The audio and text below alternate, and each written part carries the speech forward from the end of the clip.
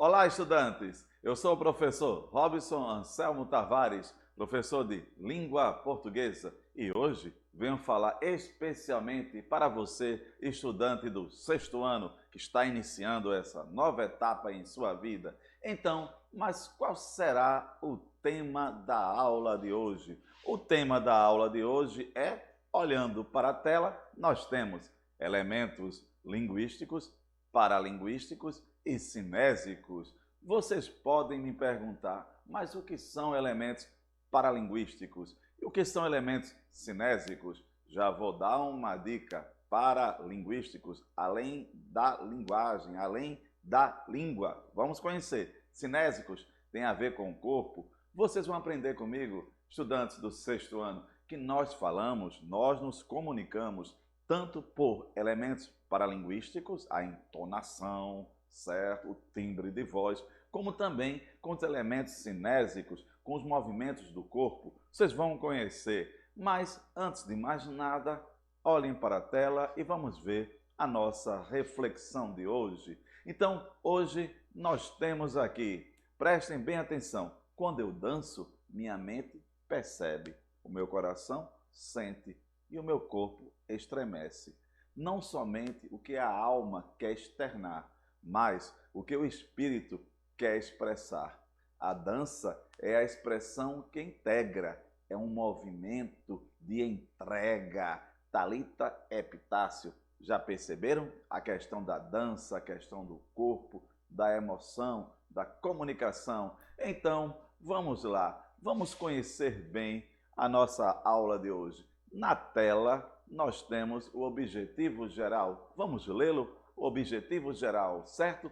Interpretação do texto por meio de uma leitura ou fala expressiva e fluente, que respeite o ritmo, as pausas, as hesitações, a entonação, indicados tanto pela pontuação quanto por outros recursos gráfico-editoriais, ou seja, negritos, itálicos, etc. Então é isso aí, estudante.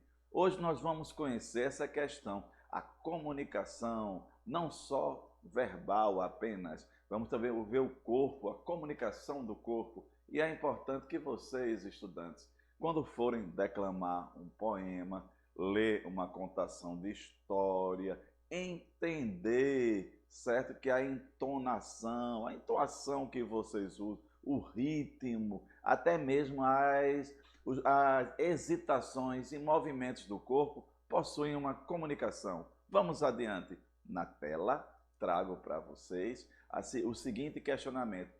Como se comunicar? Vamos ver como se comunicar. Vamos entender isso. Então aqui nós temos algo importantíssimo. Vejam só na tela que eu trago para vocês. Vocês sabiam?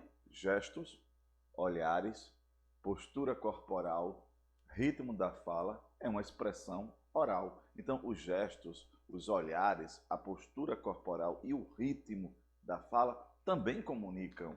E vamos adiante. Quando eu falei a vocês, no início da nossa aula, falei elementos paralinguísticos e cinésicos. Mas o que é isso? Prestem bem atenção. Vamos lá. Os elementos paralinguísticos são qualidade da voz, o ritmo da fala, pausas, risos e gritos.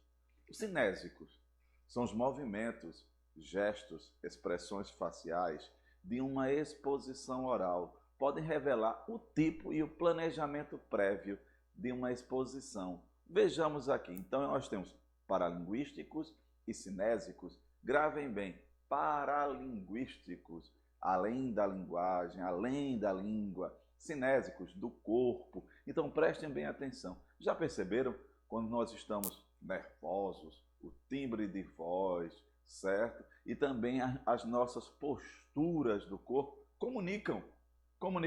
Gravem bem isso. Então, paralinguísticos e cinésicos, gravem bem, viu, estudante? Por exemplo, muitas vezes, quando vocês são pedidos para quê? Para falar na sala, ficam nervosos ou alegres. Então, aquela alegria, aquele nervosismo, eles atuam tanto no timbre de voz, no ritmo da fala, como também na postura do corpo. Aprendam isso. Vamos adiante. Na tela, trago para vocês? Os sinais paralinguísticos são aqueles que completam a comunicação e muitas vezes são usados na comunicação interpessoal entre as pessoas. Entre os sinais paralinguísticos incluem a expressão corporal e os estados emocionais e emocionais de novo, ou seja, dando ênfase à emoção. Mais adiante, aqui nós temos esses sinais são companheiros de mensagens verbais. Por exemplo, entre os sinais paralinguísticos estão o riso, choro, suspiros, gritos, bocejos, ofegantes, entre outros. Então, prestem bem atenção. Olhem aí na tela. Na tela, dá muito bem para vocês observarem tanto os elementos paralinguísticos, como também cinésicos do corpo. Vejam aí a aproximação, vejam a ideia do riso.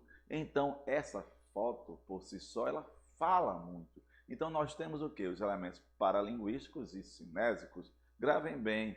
E você, estudante, sexto ano, que tal fazer em sala de aula, certo? Observar a comunicação, tanto pelo timbre de voz, certo? As hesitações da fala, as pausas da fala, como também o próprio comportamento do corpo, quando vocês ficam nervosos, alegres. Podem observar que isso vai alterar o quê?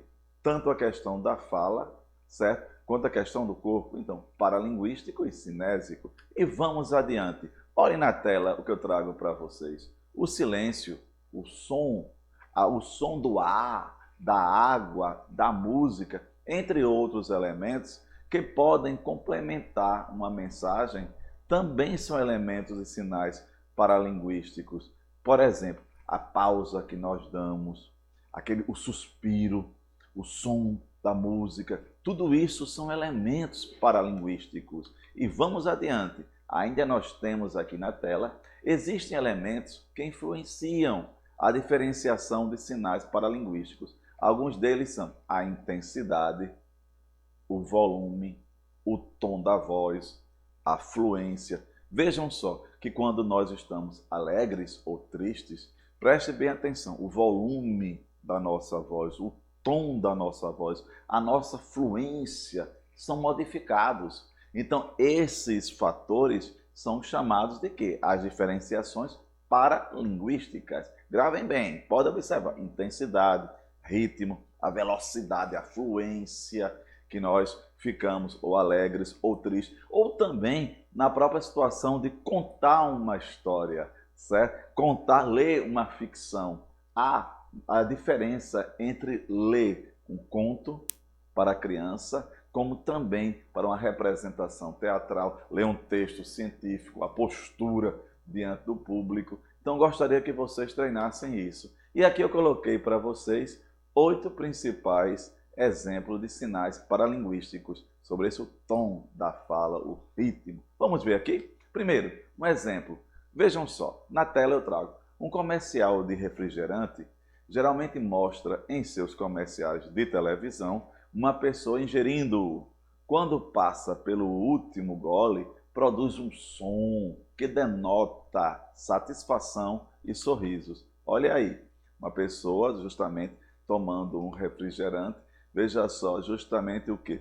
O último gole, vai dar justamente aquele som do suspiro, da satisfação de tomar o refrigerante. E aqui eu trago para vocês o segundo.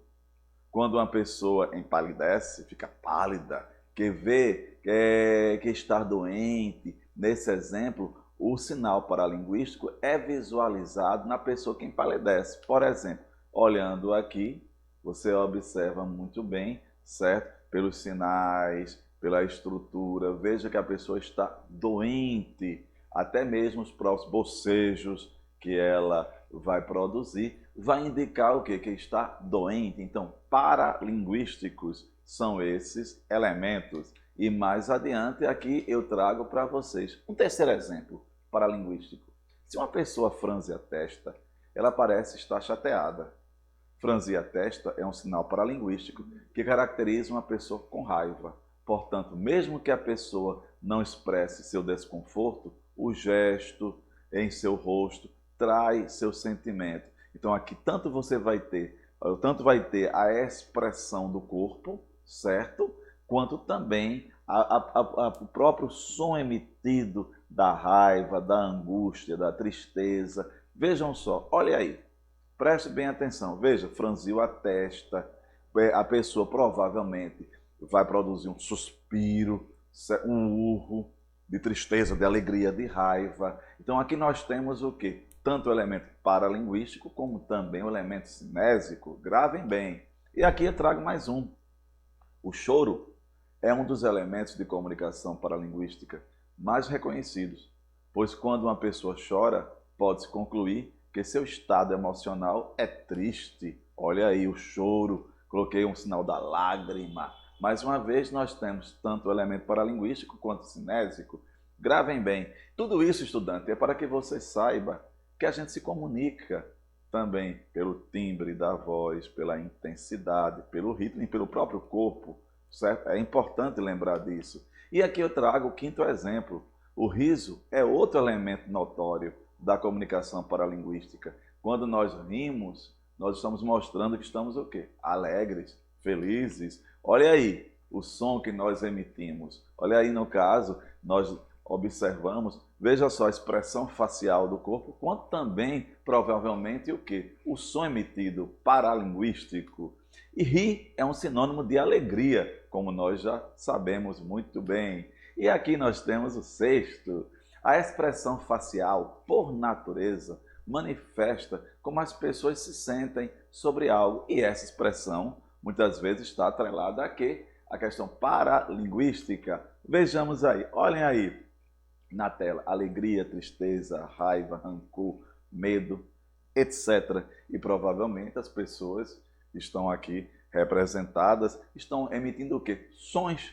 É importante lembrar disso. E aqui eu trago para vocês na tela a seguinte questão. Por exemplo, levantar uma sobrancelha dá a impressão de querer mergulhar mais fundo no assunto, de que alguém está ouvindo ou lendo. Em geral, é um sinal de interesse. Claro que é importante salientar que nós temos aqui o quê? Uma expressão do corpo, mas que ela pode denotar um outro sentido. Porém, em geral, essa ação dá a ideia de quê? Que a pessoa quer mergulhar, quer entender mais sobre algo. E vamos adiante. Trago para vocês o sétimo ponto. O tom da voz ou do volume é um sinal paralinguístico, capaz de expressar vários sentimentos. Vejam, a raiva, a tristeza, a angústia, o tom, o nosso tom de voz, ele vai o quê? Indicar se estamos alegres, felizes, com raiva. Veja só aqui, nesse caso, nessa fotografia, você pode indicar que a pessoa está apelando, chamando, vaiando, etc. Então aqui, veja só a leitura paralinguística. E aqui eu trago para vocês, por exemplo, se uma pessoa aumentar a comunicação, o faz com um tom de voz alta, certo? O destinatário da mensagem pode intuir que a pessoa está chateada. Destinatário, aquele que recebe. Então, se você aumenta seu tom de voz, a pessoa vai entender ou está com raiva de mim ou está chateada. Então, é um elemento paralinguístico. Claro que também nisso nós encontramos toda a relação do corpo, cinésica também. Caminham juntos, tanto a questão da paralinguística quanto a questão da cinésica. E aqui trago o último exemplo, a fluência faz a mensagem ser entendida. A falta de fluência na fala pode causar nervosismo, indicar nervosismo ou conhecimento limitado sobre o assunto. Quando ficamos nervosos, ficamos tensos. Então é importante lembrar disso.